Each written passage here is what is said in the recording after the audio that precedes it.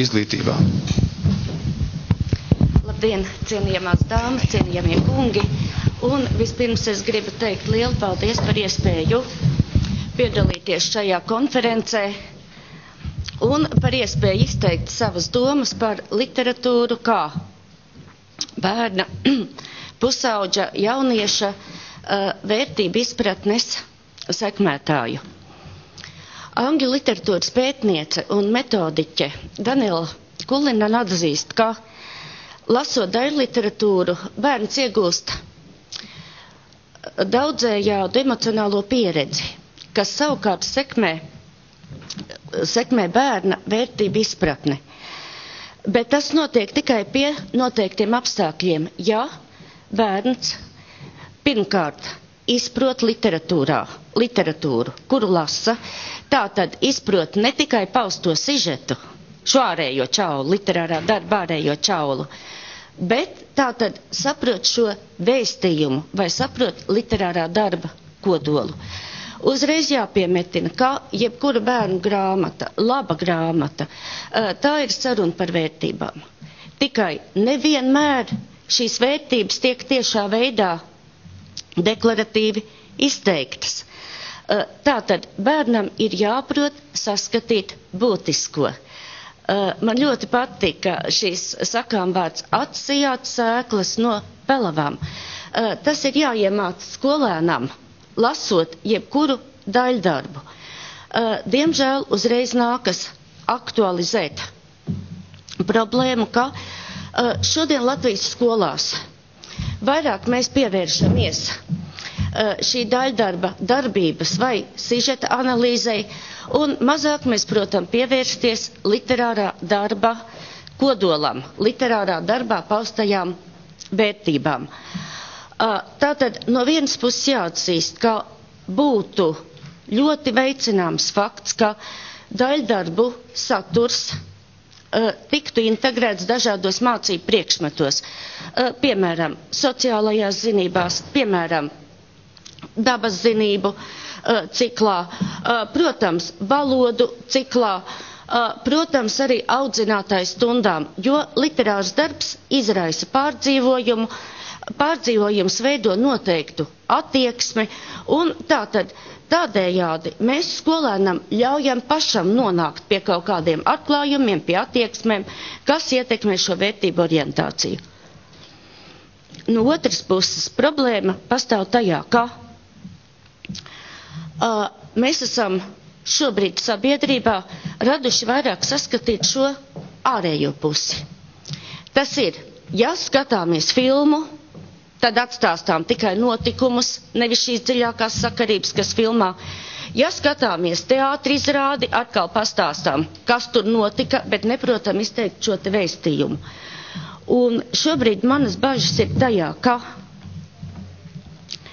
tik ļoti daudz, es atļaušos lietot vārdu eksploatējot daļliteratūras tekstus, citos mācību priekšmetos, citās mācību jomās, piemēram, sociālajās zinībās, mēs sākam pazaudēt jēgu, kāpēc literārais darbs ir tapis. Mēs pazaudējam vērtības, mēs pazaudējam saturu. Tātad daļliteratūra kā vārda māksla nav saprotama tiešā nozīmē.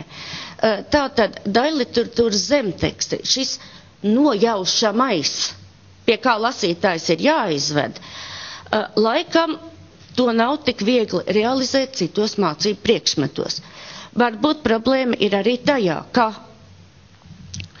skolotāji, kura vada sociālo zinību, dabas zinību ciklu priekšmetus, šie skolotāji nav guvuši izglītību jomā, kā strādāt ar daļliteratūras sacerējumiem, kā ar mākslas darbu. Un tai brīdī, kurā mēs literāru darbu skatām kā viens pret viens ar realitāti, tai brīdī šādi lasīt grāmatas jau kļūst diezgan bīstami. Mēs varam nonākt pie maldīgiem priekšstatiem, kāds ir šīs grāmatas, kāds ir grāmatas vēstījums. Jānis Jaunsudrabiņš ir teicis, ka viņu atmiņu grāmata, baltā grāmata, vērtība grāmata. ar realitāti. Tā ir sakars tik daudz kā linu druvai ar tikko austu linu kraklu. Ja, tātad šeit jau ir ieteikts vēstījums. Mēs nevaram skatīt mazo Janci, ka Jancis ir bijis amorāls, tad, kad viņš ir mammai melojis, vai viņš ir piekopis netikums, kad viņš ir paslepen ar saimnieces Jāni gājis uz šķūnīt pīpēt. Bet redzat, ja mēs mācības, organizējot mācību saturu, šādi sākam analizēt literāru darbu, tad mums pēkšņi sāk likties, ka šis literārais darbs taču nekam nedara, jo šis literārais darbs māca bērnam būt amorālam, piekopt dažādus netikumus. Un patiesībā par to tad arī šobrīd mūsu sabiedrībā ir diezgan nopietna diskusija. Redziet, literārs darbs, it īpaši reālo dzīvi tēlojošā proza. Literāros darbos, protams, tiek skartas arī tās dzīves ēnas puses, kuras reālajā dzīvē pastāv. Bet tas nenozīmē, ka par to lasot, mums būtu jādomā, kā, piemēram, Aleksandrs Čaks, runājot par, patiesībā viņam ir tāds skaists vārds par staigulēm, ka viņš lasītāju mudina atbalstīt. Tai brīdī, kad Aleksandrs Čaks saka, ka no dzīves rutīnas vajag izšauties kā korķim no Madeira pudeles, tas taču absolūti netiek teikts nolūkā kādam lietot alkoholu. Un ja kādā literārā darbā kāds no varoņiem rīkojas zemiski, tā nav tā mācība, tas nav vēstījums darīt tieši tāpat. Un lūk, šeit es saskatu briesmas, jo mēs 21. gadsimtā Latvijā sākam daļu literatūru revidēt pareizie sižeti un nepareizie sižeti. Mēs sākam domāt par to, kuras ir tās pareizās grāmatas, kuras māca būt labam, un kuras ir tās grāmatas, kuras māca kādos netikumos. Lūk, tā ir ļoti biedējoša iezīme sabiedrībā. Un es esmu diezgan daudz analizējusi un domājusi, kāpēc tā šobrīd notiek, kā notiek. Un man ir vairākas pārdomas, kāpēc tā ir noticis Latvijā. Pirmkārt, tā ir diezgan zema lasīšanas kompetence sabiedrībā. Un man pat jāsaka, ka tad, kad es strādāju augstskolā ar pirmā kursa studentiem, un mēs sākam runāt, kuras vērtības ir aktualizētas šajā te fragmentā, kuras problēmas atklātas. Man arī studenti, diemžēl, lielākoties sākumā vairāk nespēja pateikt, kā tikai atstāstīt sižetu. Atkal to ārējo čauli, ja? Viņi nesaskata to zemtekstu, šo vēstījumu, nesaskata šīs līdzības, par kas tad ir tas galvenais šajā literārajā darbā.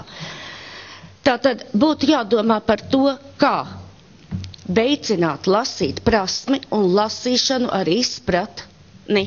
Tā ir ļoti nopietna sabiedrība, kas, manuprāt, vispār lielā mērā apdraud vērtību izglītību kā tādu. Jo, ja šādi lasa, tad var lasīt jebko, un nekas jau nepaliek attieksmēs.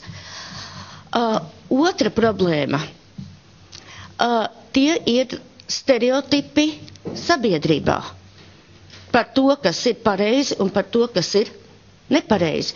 Un, diemžēl, šos stereotipus palīdz vēl izplatīt arī masu saziņas līdzekļi, jo redziet, tad, kad ir jāskatās raidījums televīzijā, kurā saka, ka kāda māte sūdzas, kāpēc manam bērnam būtu jālasa Bruveru dzejoļi, tādus taču var izlasīt uz māju sienām, kas tad tā par dzeju, vai, piemēram, ir skolotāja kopa, kurai nepatīk Kārļa Vērdiņa uzrakstītā dzejuproza, un kas saka bērnu klātbūtnē, kas tad tā vispār par dzeju, tur taču nekā. Nav. Tātad problēma ir tajā, ka mēs savu nesaprašanu, neizpratni par to, ko lasām, deklarējam kā vienīgo patiesību, ka tā ir pareizi, un sākam uzdrošināties teikt, ka tāpēc, ka man liekas, ka man tas nav jālasa, tas nav jālasa arī citiem.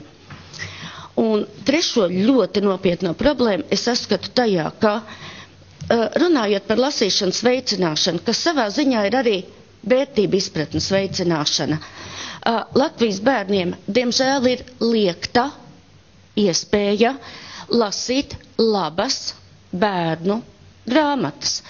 Pirmkārt tāpēc, ka labu grāmatu cena, tagad gan es teikšu, labu un vērtīgu grāmatu cena, ir nesamērīga. Otrkārt, tāpēc, ka es nezinu, kā tā varēja notikt, ka bērnu lasīšanas veicināšanas programmai Bērnu žūrija tieši šogad tika aizmirst iedalīt līdzekļi. 10 gadus par to mēs atcerējāmies, bet lūk 2012. gadā mēs par to vienkārši aizmirsām, ka vispār tāda programma, kurā pagājušā gadā piedalījās 18,000 Latvijas skolēnu un lielāko grupu no skolēniem sastādīja 1.–4. klase, skolēni patiesībā, uz kuriem vistiešāk šis literārais darbs iedarbojas, mēs par to aizmirstam. Un tikai tad, kad tika norganizēta vēstuļu protesta akcija, es gribu lasīt grāmatas, tikai tad šie līdzekļi tika atrasti. Nepieejamība labām grāmatām, bibliotekām, grāmatu iegādai naudiņas ir tik, cik ir, un diemžēl šobrīd tas viss ir vienā katlā. Grāmatas pieaugušajiem un grāmatas bērniem. Un es varu tikai lūgt jums izteikt prognozes, kā jums liekas, par ko bibliotekāri vairāk domā. Tad, kad ir jāiegādājas grāmatas. Jā, pat Bērnu literatūras centrā šobrīd jau ir tāds neliels pētījums, kurā patiešām bibliotekāri atzīst, bet pieaugušie nāk un prasa, ko viņi grib. Bērni, diemžēl, neprasa, jo viņi no šīs grāmatu aprites, labo grāmatu aprites, lielā mērā ir izslēgti. Daudz no viņiem pat nezina, ko viņi varētu lasīt, ja šī grāmata viņiem būtu pieejama. Un, protams, vēl viena problēma. Lai es labāk lasītu, man būtu vairāk jātrenējas lasīt. Man būtu vajadzīgs ļoti gudrs skolotājs, padomdevējs, kurš man māca lasīt ar izpratni. Es šobrīd saskatu vēl vienu problēmu, un tas, protams, ir arī akmens, arī manā lauciņā, jo arī es strādāju ar topošajiem skolotājiem. Kā veicināt topošajos pedagogos un jau tajos praktiķos, kas strādā skolā, izpratni par to, ka literatūra ir jālasa kā māksla. Ka literatūras lasīšanas process ir radošs. Kā ienest skolā radošumu? Patiesībā jau literārs darbs nav ne labs, ne slikts. Galvenais ir tas, ko es lasot, domājot, jūtot, ko es no tā varu paņemt.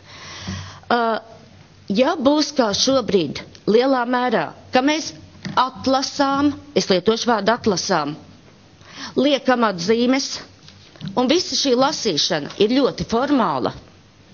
Par vērtībām, par literatūru un par vērtībām runāt mēs nevaram. Mēs šobrīd mācāmies skolā visu kaut ko. Mēs mācāmies literatūras teoriju, mēs mācāmies par rakstniekiem, mēs mācāmies un iegaumējam grāmatu nosaukums, bet mēs nerunājam par vērtībām izlasīto grāmatu kontekstā. Paldies par uzmanību.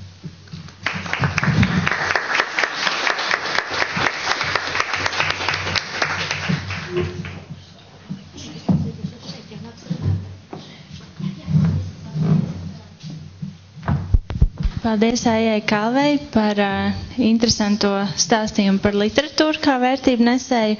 Un man patika tas ierosinājums par bērnu un pieaugušo grāmatām, kad varbūt ir jāpadomā, kad mums tas finansējums tomēr ir jādala un arī rūpīgi jāsako līdz, kādas grāmatas mēs piedāvājam bērniem un tiešām lūkoties, lai tajās grāmatās ir, lai bērniem tiek mācīts šīs patiesās vērtības un lai tas raisa viņos šīs pārdomas.